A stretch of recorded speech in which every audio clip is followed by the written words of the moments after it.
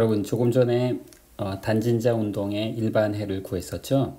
그 일반해가 엘립틱 펑션을 이용해서 굉장히 복잡하게 쓰여졌었는데요.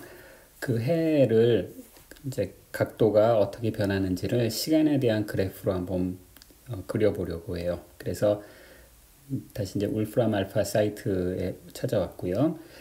지금 이제 옆에 이제 보시는 거는 솔루션을 이제 다시 적은 거예요. 우리가 수업 시간 이제 이 식을 우리가 유도를 했었고요. 그렇죠?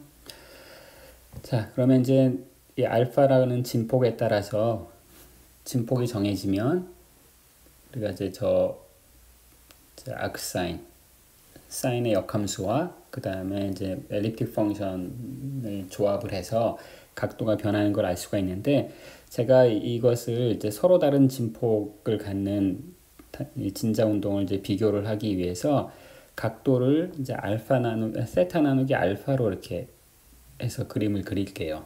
이제 이러면 어떤 장점이 있냐면 최대 진폭이 항상 1이 되는 거죠.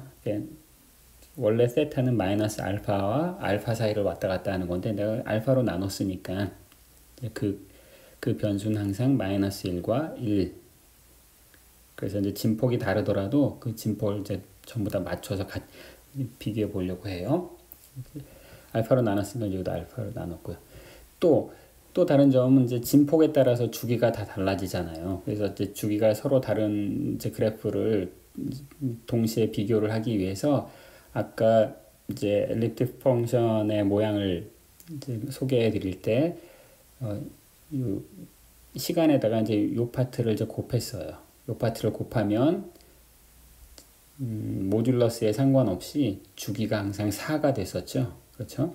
그래서 이건 이제 우리가 물리적으로 얘기하면 시간의 단위를 바꾸는 거에 해당돼요. 시간을 잴 때 1초, 2초 이렇게 재지 말고 complete elliptic integral을 그 값을 내가 1초로 생각하겠다. 이제 이런 관점이에요. 그러면 이제 이거로 그림을 그리면 항상 진폭 알파에 관계없이 주기는 항상 4가 되는 거죠. 4초가 되는 거죠. 그리고 진폭은 1이 되는 거죠. 진폭을 그 알파로 나눴고 그 다음에 시간을 k로 곱했기 때문에. 그렇죠? 그러면 이제 서로 다른 진폭을 이제 같은 종이 위에다 그려놓고 비교를 할 수가 있는 거죠. 그렇죠? 그래서 우선 여기 식이 복잡해서 제가 미리 이제 타이핑을 해놨어요. 하나하나 살펴볼까요?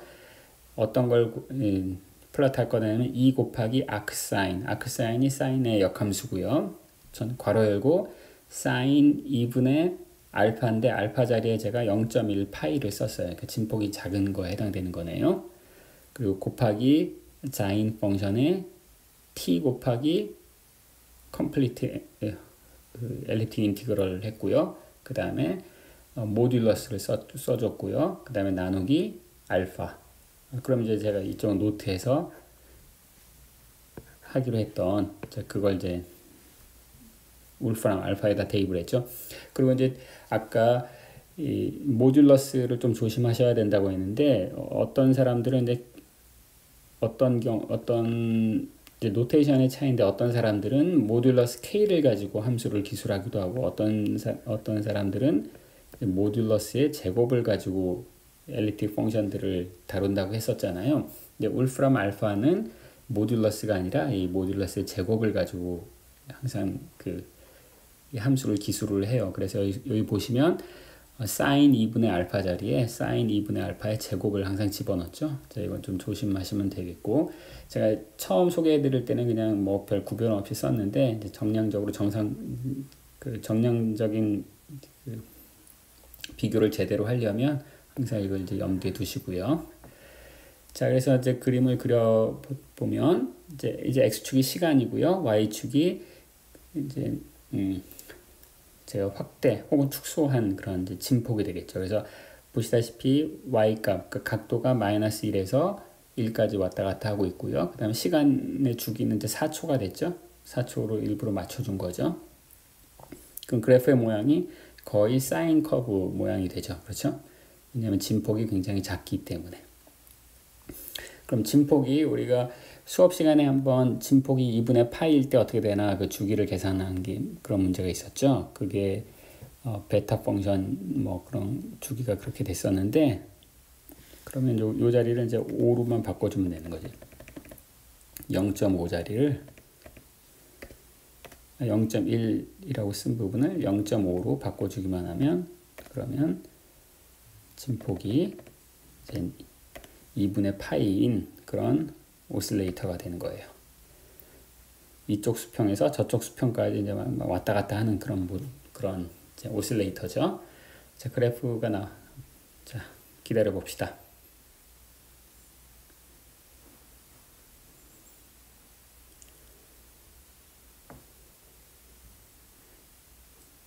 자, 제가 입력한 그 수식을 나는 이렇게 해석을 하겠다 이제 얘기를 하고요.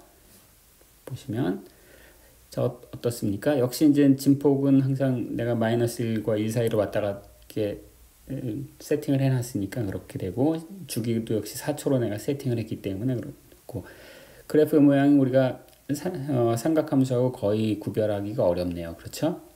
그냥 동시에 비교하면 잘 비교할 수 있겠지만 지금 보면 그냥 삼각함수랑 비슷해요. 그러니까 진폭이 2분의 파이면 상당히 큰 건데, 이것도 이제 동력학적으로 생각하면 그냥 진폭이 작을 때랑 큰 차이는 없다. 주기는 좀 달라지지만. 자, 극단적으로 자, 진폭을 파이에 가깝게 할 때, 파이에 가깝다는 얘기인데 단진자가 수직 꼭대기 방향까지 간다는 거죠. 그래서 예를 들어서 0.9파이. 그네를 이렇게 타면 이제 굉장히 무서운 그네를 타고 있는 거죠. 한번 봅시다. 그러면 이제 함수의 그래프가 어떻게 바뀌는지.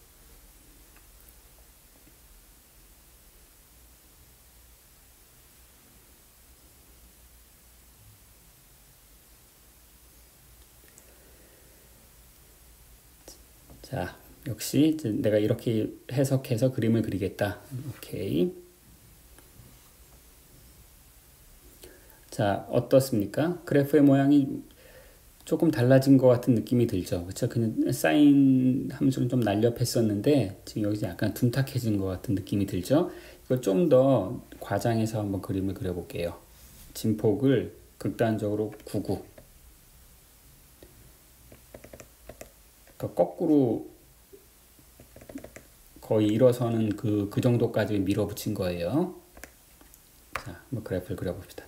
그냥 울프람 알파가 아니라 매스메티카로 그리면 훨씬 그림을 빨리 그려줄 텐데, 자, 이거는 이제 오픈된 그런 걸 통해서 보여주려고 하니까 좀 느리네요. 웹을 통한 계산이라서.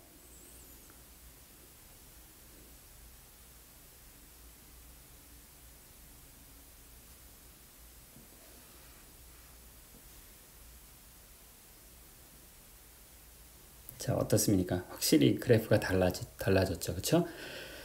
그래프가 어떻게 달라졌냐면, 자, 역시 이제 진폭은 마이너스 1과 1 사이를 왔다 가게 지금 세팅을 해놨고, 주기도 그렇게 해놨는데, 여기 보시면, 각도가 0도가 된, 즉, y가 0도, y가 세타죠. 0도가 되는 그 지역에서는 기울기가 상당히 가파르네요. 그렇죠? 기울기가 굉장히 가팔라요. 기울기가 가파르다는 얘기는 그 각도가 세타가 0도가 되는 것이 제일 아래에 있는 지점인데 그 지점에서는 굉장히 빨리 움직인다는 얘기죠. 그렇죠? 굉장히 빨리 움직여요. 반면에 y값이 1이라는 얘기는 각도가 최대 진폭에 해당되는 거. 그러니까 수직으로 거꾸로 서 있을 그 무렵이죠. 그 무렵에는 어떻죠? 그 무렵에는 함수의 그래프가 거의 평평하죠. 이 얘기는 뭐냐면 그 부근에서는 굉장히 느려진다는 얘기네요. 그렇죠? 이것을 시간에 대한 미분하면 속도가 되니까요. 따라서 이제 우리가 이 그래프의 모양이 점점 이렇게 각진 모양으로 변화하고 있는데 그것을 우리가 어떻게 해석할 수 있냐면 이 단진자가 최대 진폭에서부터 제일 아래 지점을 거쳐서 다시 반대쪽 그 최대 진폭으로 가는데 그 기간 동안에 주로 어디에 있냐면 얘는 최대 진폭 근처에 머물러 있다는 얘기죠. 그러니까 아슬아슬하게 거기서 한참 머물다가 거기를 일단 떠나면 어떻게 돼요? 그럼 굉장히 급하게 가속이 돼서 굉장히 빠른 속도로 제일 아래 지점을 통과하고 다시 반대편 꼭대기에서 거의 움직이지 못하고 거의 한참 서 있다가 그리고 다시 또 빠른 속력으로 내려오고 이런 운동을 반복한다는 것을 이 그래프를 통해서 알 수가 있네요. 자, 여러분 진폭을 파이로 극한을 보내면 주기가 어떻게 됐었죠? 그때는 컴플리트 인티그럴이 이제 발산했죠. 그러니까 주기가 무한대가 돼요. 이 그래프를 통해서 우리가 주기가 왜 발산하는지를 금방 이해할 수가 있어요. 왜 이해할 수 있냐면 최대 진폭이 파이가 되는 극한이 되면 이게 진짜 사인 함수가 아니라 그냥 각진 사각파형이 돼요. 각진 사각파형이 된다는 얘기는 얘는 어디에 머물러 있는 거예요? 항상 꼭대기에 머물러서 못 내려온다는 거죠. 그렇죠? 그래서 우리가 이 함수의 모양이 진짜 단진자 운동의 운동을 잘 기술하고 있고 그거로부터 이제 운동의 특징을 우리가 알고 있는 그런 운동을 잘 기술하는구나 이제 그런 것을 잘 알 수가 있습니다.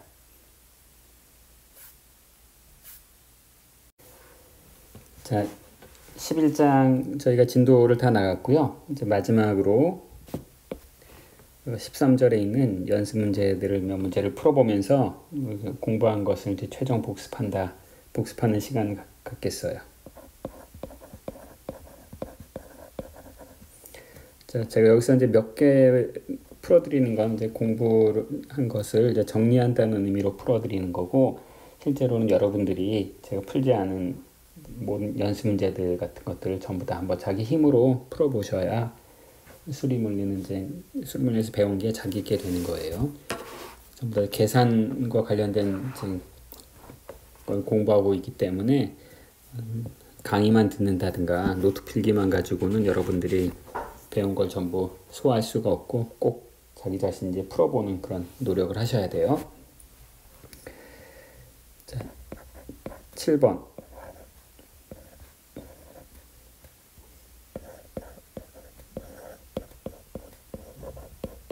자, 이거는 여러분들이 만약에 감마 펑션을 배우지 않으셨다면, 자, 이것은 여러 번 이제 부분적분을 하면 그 답을 이제 얻을 수가 있죠. 그렇지만 여러분들이 감마 펑션을 배웠다고 하면 감마 펑션의 기본꼴이라는 것을 이제 금방 눈치채실 수가 있고요. 이렇게. 그렇죠? 그리고 이때 이 p가 얼마인 거예요.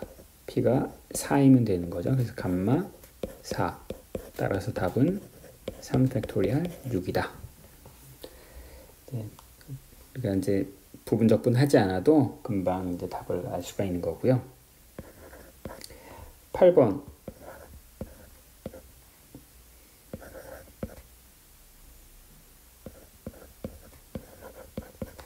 자, 이거는 우리가 배운 것 중에 뭐에 관계가 있어요?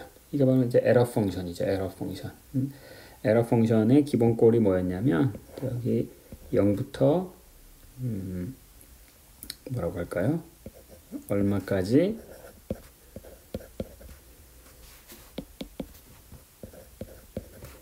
이렇게 가우시안 적분이 있고 이 앞에 루트 파이 2 이게 이제 가우시안 에러 펑션의 데피니션이었어요. 그렇죠? 근데 앞에 루트 파이분의 2가 없으니까 내가 여기다 2분의 루트 파이를 곱해줘야 되겠죠. 그리고 g가 얼마인 거에 해당되냐면 1. 따라서 얘는 답이 에러 펑션 1 곱하기 2분의 루트 파이다. 이제 이렇게 쓰시면 되는 거예요. 이게 답이에요. 근데 저게 진짜 숫자로 얼마인지 알고 싶다. 그러면 이제 울프랑 알파를 사용하시거나 아니면 여러 가지 컴퓨터에 물어보시면 되는 거고요. 9번 문제는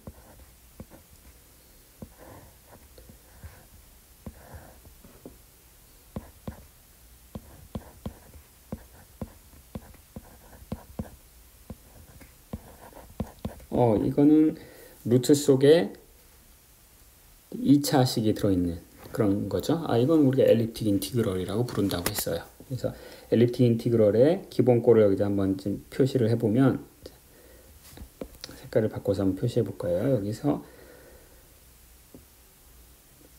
0부터 파이까지 루트 1 빼기 x제곱 루트 1 빼기 k제곱 x제곱 dx, 여기까지가 이제 엘립틱 인티그럴의 기본 꼴이고요.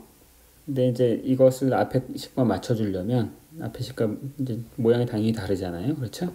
맞춰주려면 여기에 뭐가 필요하냐면 이 파트를 1로 만들었다는 얘기는 여기 있는 4를 바깥으로 뽑아낸 거네요. 그렇죠? 그러니까 여기 4를 바깥으로 뽑아냈으니까 2 이렇게 적어주면 되고요. 이게 파이는 얼마인 거예요? 아이고. 죄송해요. 여기 이제 파이가 아니었죠? 각도 적분을 할 때는 파이였지만 여기 뭐라고 쓸까요? 적분변수 x를 썼으니까 여기를 여기다 그냥 이렇게 쓸까요? sin phi 이제 이렇게 적는 거였죠, 그렇죠? 그럼 여기 phi가 얼마에 해당되는 거였냐면 뭐다 바로 적죠. 그럼 얘는 2배의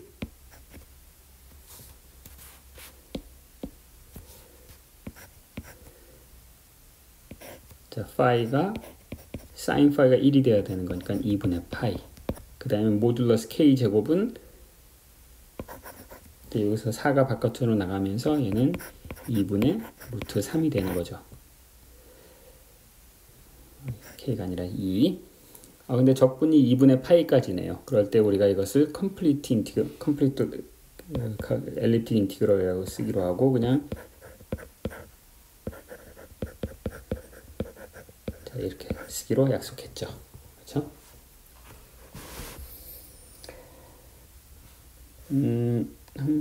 11번을 한번 해볼까요? 11번은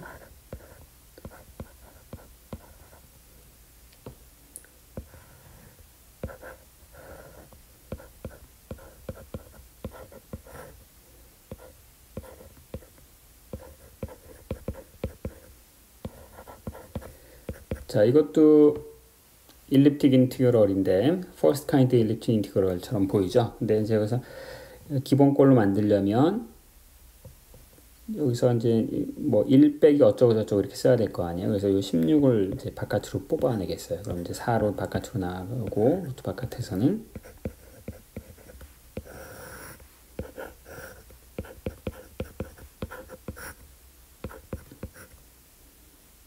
4분의 5의 제곱 t제곱 dt. 그럼 이거 엘립틱 인티그럴이고 모듈러스가 4분의 5다. 이렇게 하면 안 되는 거였죠. 그렇죠? 모듈러스는 1보다 크면 안 됐잖아요. 그래서 여기서 변수 변환을 해야 되겠네요. 어떻게 변수 변환을 했었죠?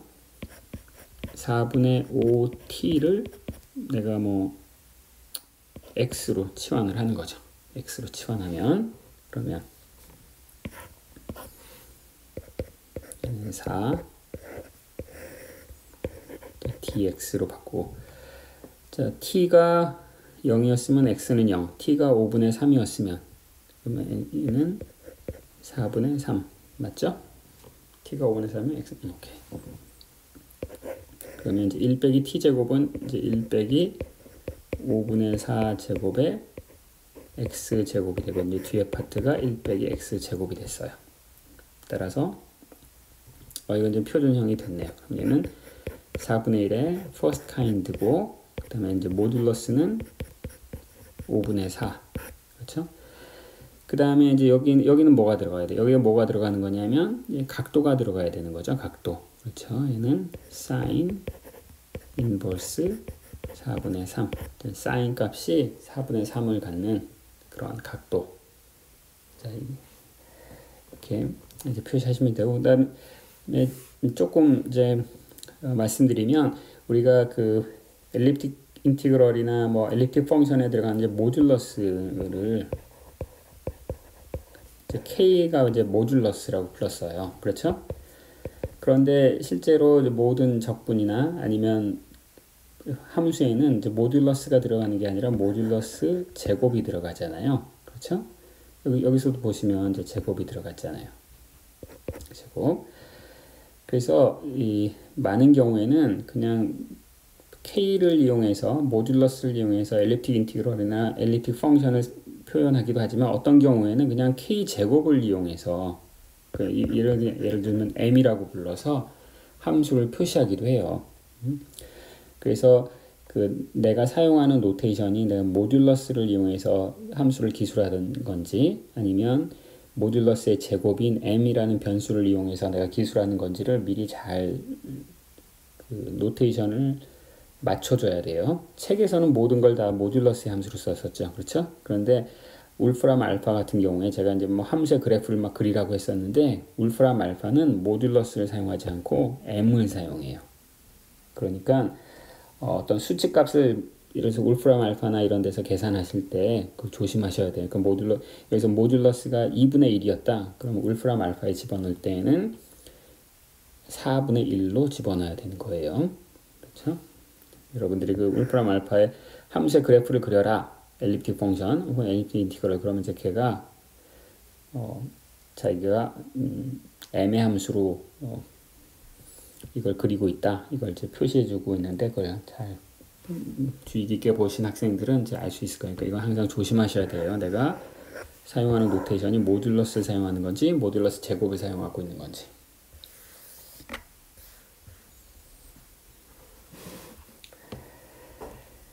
자, 또 뭐 12번을 한번 연습해 볼까요? 12번은 0에서부터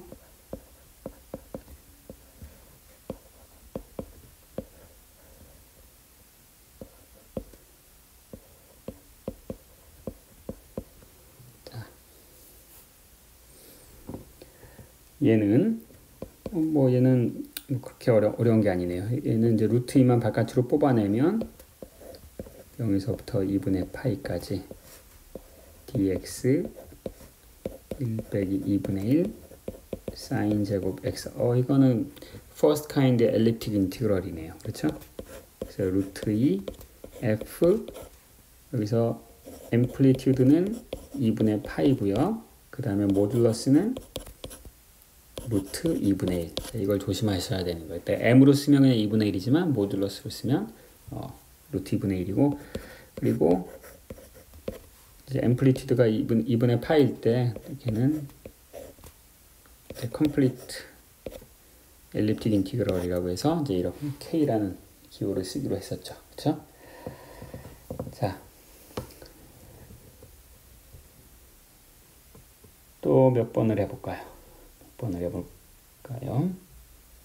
뭐 다 비슷한데 20번? 20번을 보시면 얘는 0부터 2분의 파이 그리고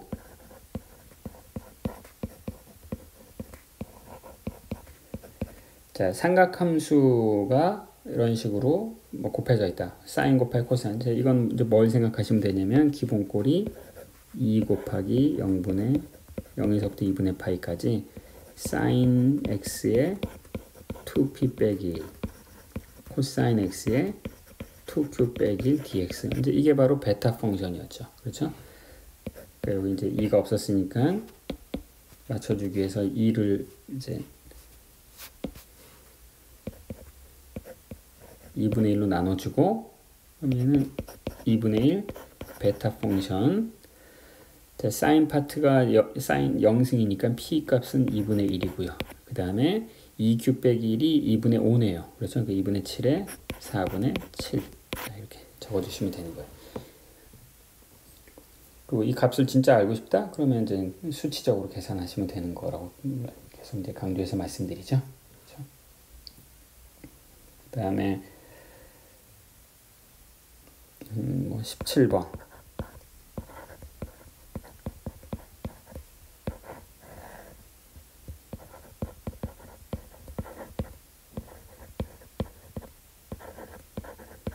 자, 이것도 바로 그냥 이거네요. 그렇죠? 그냥 바로 쓸 수 있겠죠, 답을. 2가 없으니까 2분의 1을 하나 써주고요. 얘는 베타 펑션. 2p 빼기 1이 2분의 3이니까. 그렇죠? 2분의 5에 4분의 5가 되고, 얘는, 6에 2분의 5, 2분의 7, 4분의 7 뭐 이런 식으로 간단하게 이제 구할 수가 있는 거죠. 그래서 뭐 이제 더 이상 이제 뭐 필요는 없을 것 같고 이런 식으로 우리가 여러분 그 스페셜 펑션이라고 배운 거에 데피니션만 잘 기억하고 계시면 그냥 복잡한 적분 계산들을 그런 알고 있는 그런 복잡한 이 스페셜 펑션들의 컨비네이션으로 자유자재로 쓸 수 있는 그런 능력을 키우면 되겠습니다.